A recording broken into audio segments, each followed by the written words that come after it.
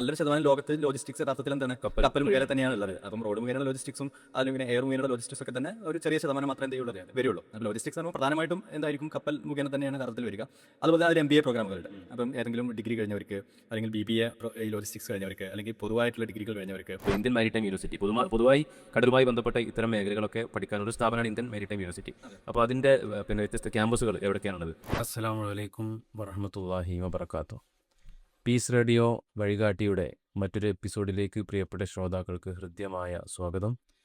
ഇന്നത്തെ വഴികാട്ടിയുടെ എപ്പിസോഡിൽ നമ്മോടൊപ്പമുള്ളത് ഇന്ത്യൻ മാരിടൈം യൂണിവേഴ്സിറ്റി കൊൽക്കത്ത അവിടുത്തെ അസോസിയേറ്റ് പ്രൊഫസറായ ഡോക്ടർ ഫവാസ് TK ആണ്. അദ്ദേഹം നേരത്തെ Cochin university of science and technology കുസാറ്റിലെ ഡിപ്പാർട്ട്മെൻറ്റ് ഓഫ് ഷിപ്പ് ടെക്നോളജി അവിടുത്തെ അസിസ്റ്റൻറ്റ് പ്രൊഫസറായിരുന്നു. നമ്മൾ കടലുമായി ബന്ധപ്പെട്ട അവസരങ്ങൾ, തൊഴിലവസരങ്ങൾ, പഠന മേഖലകൾ എന്തൊക്കെയാണെന്നുള്ളതാണ് ഈ ഒരു എപ്പിസോഡ് ഇൻഷാ അല്ലാഹ് ചർച്ച ചെയ്യുന്നത്. ഫവാസ്ക്ക് ഒരു എപ്പിസോഡിലേക്ക് സ്വാഗതം ചെയ്യാം.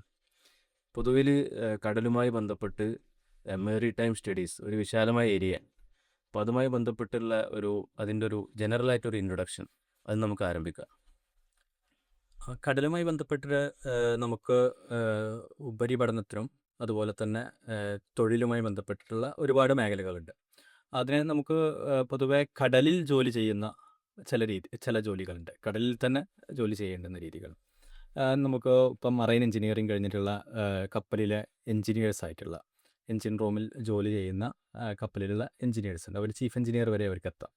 അതുപോലെ തന്നെ നോട്ടിക്കൽ സയൻസുമായി ബന്ധപ്പെട്ടിട്ടുള്ള കോഴ്സുകളൊക്കെ കഴിഞ്ഞിട്ട് അവർക്ക് ഡെക്ക് സൈഡിൽ, അതായത് കപ്പലിനെ മുന്നോട്ട് നയിക്കുന്ന നാവിഗേഷൻ ചെയ്യുന്ന തരത്തിലുള്ള ജോലികൾ ചെയ്യുന്ന, കപ്പലിൽ നിന്നുകൊണ്ടുള്ളതാണോ അതോ കപ്പലിൽ നിന്നുകൊണ്ടുള്ള കപ്പലിൻ്റെ ക്യാപ്റ്റൻ വരെ ആകാവുന്ന ജോലികൾ.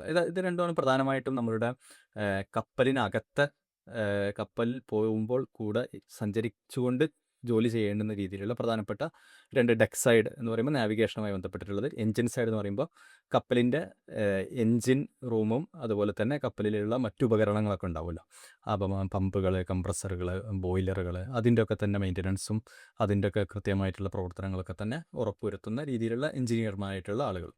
ഈ രണ്ട് പ്രധാനപ്പെട്ട ജോലികളാണ് കപ്പലിലുള്ള ജോലികൾ. എന്നാൽ മറ്റു ഒരു ഏരിയ നമ്മുടെ ഓഫ് ഷോറിൽ റിഗ്സ് അങ്ങനെയൊക്കെയുള്ള ഏരിയകളിലുള്ള ജോലികൾ എന്തുണ്ട്, അതും ഏകദേശം നമുക്ക് കരയിലല്ല, അവരും കടലിൽ തന്നെയാണ്, പക്ഷേ കപ്പലിലല്ല, ഒരു ഓഫ് ഷോർ പ്ലാറ്റ്ഫോമിലുള്ള അങ്ങനെയുള്ള ജോലികളും എന്തുണ്ട്. പിന്നെ അതിൻ്റെ നിർമ്മാണവുമായി ബന്ധപ്പെട്ടുള്ള ഓഫ് ഷോർ സ്ട്രക്ചേഴ്സുമായി ബന്ധപ്പെട്ടിട്ടുള്ള അങ്ങനെ അതുപോലെ തന്നെ ഓഫ് ഷോർ സ്ട്രക്ചർ എല്ലാം അങ്ങനെയൊക്കെയുള്ള ജോലികളൊക്കെ വരുന്ന അതും മറ്റൊരു മേഖലയാണ്. പിന്നെ കടലുമായി ബന്ധപ്പെട്ടുള്ള എന്നുള്ള ജോലി എന്ന് പറയുമ്പോൾ കടലുമായി ബന്ധപ്പെട്ട് കരയിലുള്ള ചില ജോലികൾ. ഉദാഹരണം പറയുകയാണെങ്കിൽ നമ്മുടെ ഷിപ്പ് യാർഡുകൾ, കൊച്ചിയിൽ ഇപ്പോൾ കൊച്ചിൻ ഷിപ്പ് യാർഡ് ഉണ്ട്.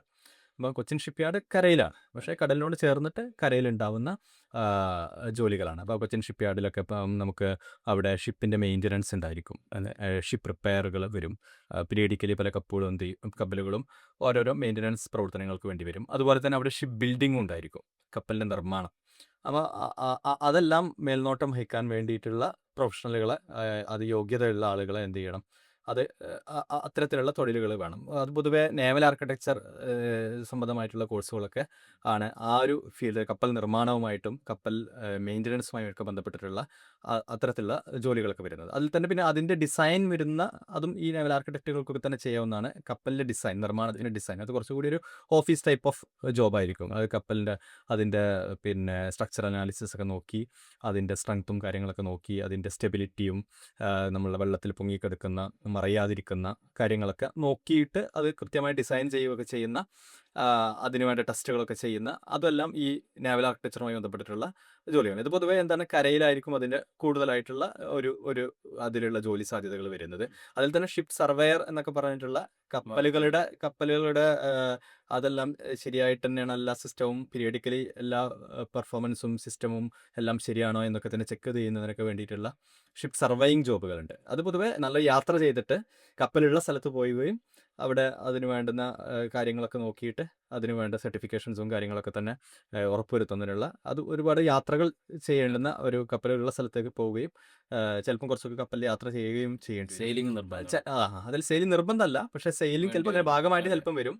അതാണ് സെയിലിംഗ് നിർബന്ധമായിട്ടുള്ളത്. പൊതുവെ ഈ നോട്ടിക്കൽ സയൻസ് കഴിഞ്ഞിട്ട് ക്യാപ്റ്റൻ സൈഡിലേക്ക് പോകുന്നവരും അതുപോലെ തന്നെ മറൈൻ എഞ്ചിനീയറിംഗ് കഴിഞ്ഞിട്ട് അത് എൻജിൻ സൈഡിലേക്ക് പോകുന്ന ഇത് രണ്ടും സെയിലിങ്ങിന് താല്പര്യമുള്ളവരും അതിന് സന്നദ്ധമായിട്ടുള്ളവരാണ് നേരിട്ട് യഥാർത്ഥത്തിൽ ആ ഒരു ടൈപ്പ് ഓഫ് കോഴ്സിന് ചേരേണ്ടത്.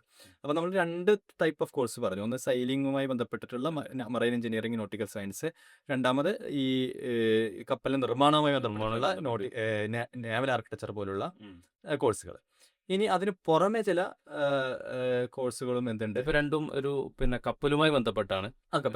ബന്ധപ്പെട്ടാണ്. കപ്പലുമായി ബന്ധപ്പെടാത്ത ഒരു വിശാലമായ മേഖല വേറെ തന്നെ ഇനിയുണ്ട്. ഉണ്ട് മാരിടൈം സ്റ്റഡീസ്. മാരിടൈം സ്റ്റഡീസിലുണ്ട്. അപ്പോൾ ഉദാഹരണം പറയുകയാണെങ്കിൽ നമ്മളുടെ ഇപ്പം മാനേജ്മെന്റിലേക്ക് വരികയാണെങ്കിൽ നമ്മൾ പൊതുവെ ഇതെല്ലാം ഈ നോട്ടിക്കൽ സയൻസ് ആയാലും മറൈൻ എഞ്ചിനീയറിംഗ് ആയാലും അതുപോലെ തന്നെ നേവൽ ആർക്കിടെക്ചർ ഒക്കെ ആണെങ്കിൽ സയൻസ് ബാക്ക്ഗ്രൗണ്ടിലുള്ള ഒരു +2 എഞ്ചിനീയറിംഗ് അല്ലെങ്കിൽ സയൻസ് ബാക്ക്ഗ്രൗണ്ടിൽ 10+2 കഴിഞ്ഞതിന് ശേഷം ആണ് ഇവർ ഇത്തരത്തിലുള്ള കോഴ്സുകളിലേക്കൊക്കെ എന്ത് ചെയ്യുന്നത്, യഥാർത്ഥത്തിൽ പോകുന്നത്. എന്നാൽ മാനേജ്മെന്റ് ഫീൽഡിലുള്ള അപ്പം ഏത് സ്ട്രീമുകാർക്കും പോകാവുന്ന അല്ലെങ്കിൽ കമേഴ്സ് സ്ട്രീമുകാർക്കൊക്കെ പോകാവുന്ന തരത്തിലുള്ള കോഴ്സുകൾ എന്തുണ്ട്. ഇപ്പം ഉദാഹരണം പറയുകയാണെങ്കിൽ ലോജിസ്റ്റിക്സ് ഏരിയ ഒരു എമർജിംഗ് ആയിട്ടുള്ള ഏരിയയാണ് ലോജിസ്റ്റിക്സ്. നമ്മുടെ ഈ ഹോർമൂസിലൊക്കെ പ്രശ്നങ്ങൾ വന്ന സമയത്തൊക്കെ നന്നായി ഒരു ഡിസ്കസ് ചെയ്തുകൊണ്ട് എല്ലാവരും ഒരു ഈ ചരക്ക് ഗതാഗതം അത് എങ്ങനെ എവിടെ എത്തിക്കാം, എത്ര ടൈം ഫ്രെയിമിൽ എത്തിക്കാം, അതുമായി ബന്ധപ്പെട്ടുള്ള ഹഡിൽസ് സാധാരണക്കാരുടെ ഒരു ജീവിതത്തെ വളരെ കൃത്യമായി എല്ലാ സമയത്തും അഫക്ട് ചെയ്തുകൊണ്ടിരിക്കുന്ന ഒരു കാര്യമാണ് ചരക്ക് ഗതാഗതം എന്നുള്ളത്. അതെ. അപ്പോൾ അതിലൊരു ചെറിയ പ്രശ്നം പറ്റിയിട്ടുണ്ടെങ്കിൽ അത് സാധാരണ ജീവിതത്തെ വരെ പെട്ടെന്ന് ബാധിക്കും എന്നുള്ളത് ഈ ഒരു അതെ. അപ്പൊ അതെല്ലാം പ്ലാൻ ചെയ്യുകയും ഷെഡ്യൂൾ ചെയ്യുകയും അത് കൃത്യമായിട്ട് മോണിറ്റർ ഒക്കെ ചെയ്യുന്ന അന്നത്തെ ലോജിസ്റ്റിക്സ് എക്സ്പേർട്ടിനൊക്കെ സൃഷ്ടിച്ചെടുക്കുന്ന വേണ്ടിയുള്ള ചില പ്രോഗ്രാമുകളും എന്തുണ്ട് യഥാർത്ഥത്തിലുണ്ട്. ഇപ്പം ഞാൻ ജോലി ചെയ്യുന്ന IMU-ൽ തന്നെ PBA ലോജിസ്റ്റിക്സ് ആൻഡ് ഇ-കൊമേഴ്സ് എന്നൊക്കെ കപ്പലിലൂടെയുള്ള ചരക്ക് ഗതാഗതം മാത്രമാണ് ചർച്ച ചെയ്യുന്നത്. അതെ. അതാണ് പ്രധാനമായിട്ടും ചർച്ച ചെയ്യുന്നത്. പക്ഷേ BBA ലോജിസ്റ്റിക്സ് കഴിഞ്ഞിട്ട് അവർക്ക് വേണമെങ്കിൽ എന്ത് ചെയ്യാം, പിന്നെ റോഡിലേക്കൊക്കെ എന്ത് ചെയ്യാം, ഒരു ജനറൽ ലോജിസ്റ്റിക്സ് കോഴ്സാണ്. പക്ഷേ with some special emphasis to ഒരു സ്പെഷ്യാലിറ്റി വേറെ വരുന്നുണ്ട്. കപ്പലിലേക്ക് കൊടുത്തിട്ടുള്ള ഒരു കോഴ്സാണ് IMU നടത്തുമ്പോൾ.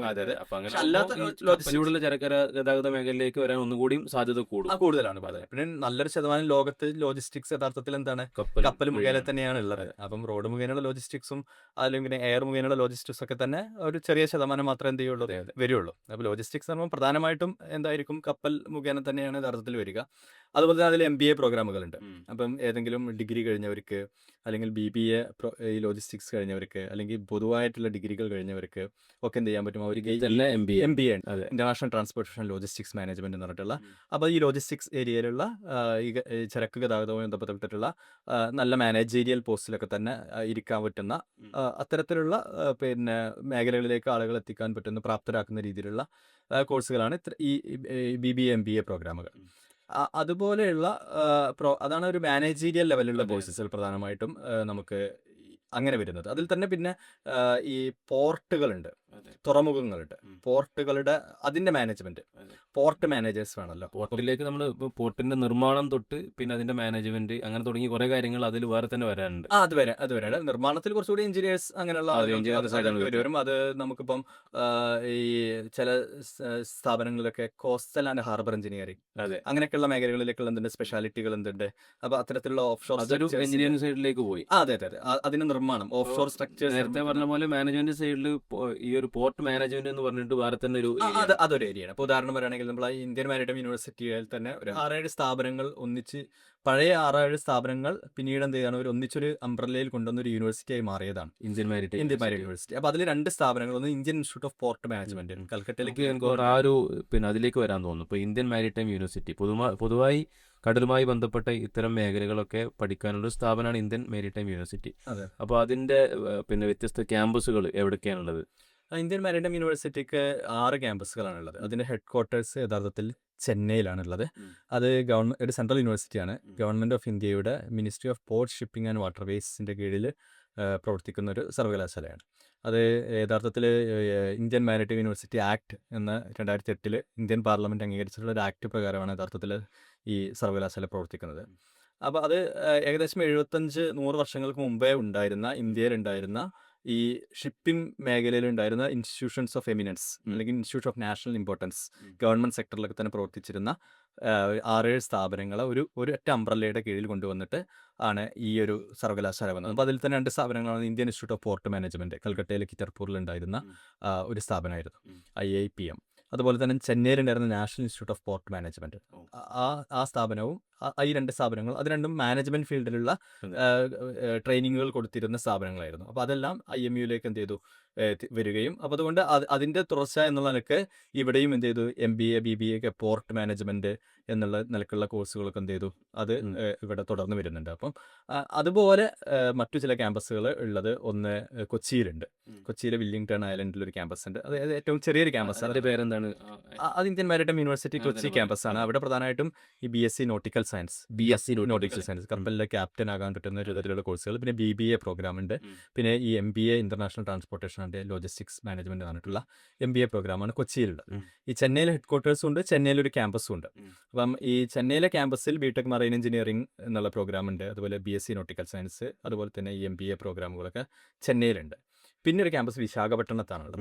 വിശാഖപട്ടണത്ത് യഥാർത്ഥത്തിലുള്ള ഒരു ക്യാമ്പസ് എന്ന് പറയുന്നത് പണ്ട് ഒരു കേന്ദ്ര സർക്കാരിന് കീഴിലൊരു ഈ ഷിപ്പ് ഡിസൈൻ ആൻഡ് റിസർച്ചിന് വേണ്ടിയുള്ള national centre for ship design and research എന്നിട്ടുള്ളൊരു സെന്റർ ഉണ്ടായിരുന്നു. ആ സെന്ററിനെയാണ് യഥാർത്ഥത്തിൽ IMU-യുടെ വിശാഖപട്ടണം ക്യാമ്പസായിട്ട് പിന്നീട് മാറുന്നത്. അതൊരു ഷിപ്പ് ഡിസൈനിങ്, അതുപോലെ തന്നെ ഷിപ്പ് ടെക്നോളജി, IMU-യുടെ കീഴിൽ ഷിപ്പ് ടെക്നോളജി കോഴ്സ് യഥാർത്ഥത്തിലുള്ളത് ഈ വിശാഖപട്ടണം ക്യാമ്പസിലാണ് ഉള്ളത്. വിശാഖപട്ടണം ക്യാമ്പസിലാണ് ഉള്ളത്. അവിടെ BTech naval architecture and ship building, അതുപോലെ തന്നെ BTech naval architecture and ocean engineering എന്നുള്ള 2 പ്രോഗ്രാമുകൾ അവിടെ പ്രവർത്തിക്കുന്നുണ്ട്.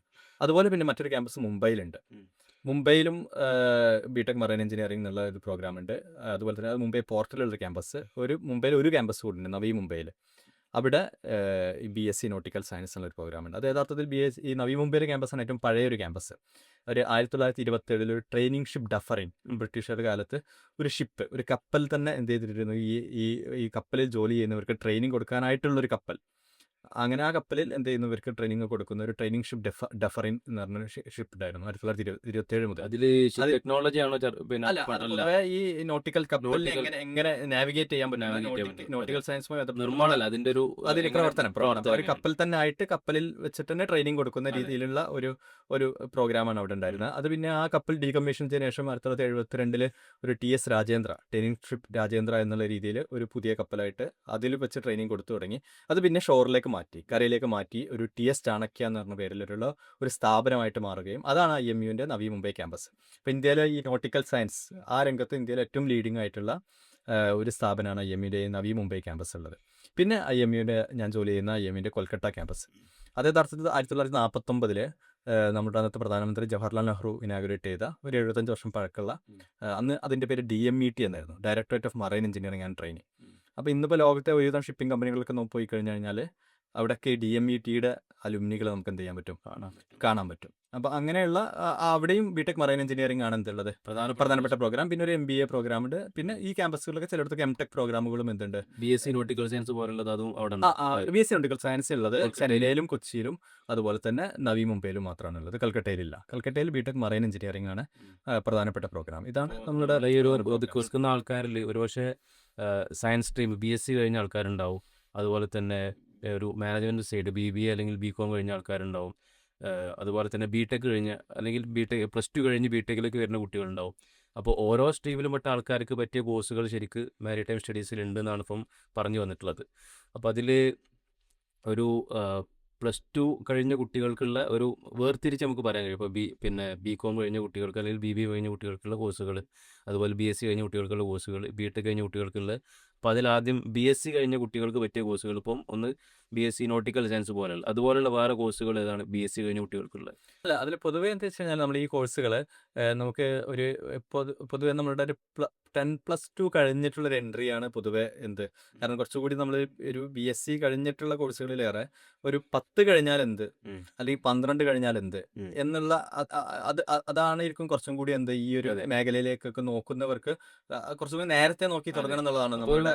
+2 സയൻസ് കഴിഞ്ഞ കുട്ടികളുണ്ടാവും, കുറച്ചും കൂടി മുന്നേറ്റ് വരാം, കൊമേഴ്സ് കഴിഞ്ഞ കുട്ടികളുണ്ടാവും, അങ്ങനെയൊക്കെയുള്ള കുട്ടികളായിരിക്കും. ഈവൻ 10ാം ക്ലാസ് കഴിഞ്ഞ കുട്ടികളുണ്ടാവും.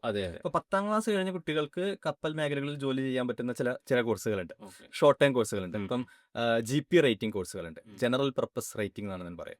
അപ്പോൾ ജനറൽ പർപ്പസ് റേറ്റിംഗ് എന്ന് പറഞ്ഞു കഴിഞ്ഞാൽ അത് പിന്നെ ഇന്ത്യയിലെ ഡയറക്ടർ ജനറൽ ഓഫ് ഷിപ്പിംഗ് അവരാണ് ഇതിനൊക്കെ അംഗീകാരം കൊടുക്കേണ്ടത്. അവർ അംഗീകരിച്ചിട്ടുള്ള ഒരു 6 മാസത്തെ കോഴ്സാണ്.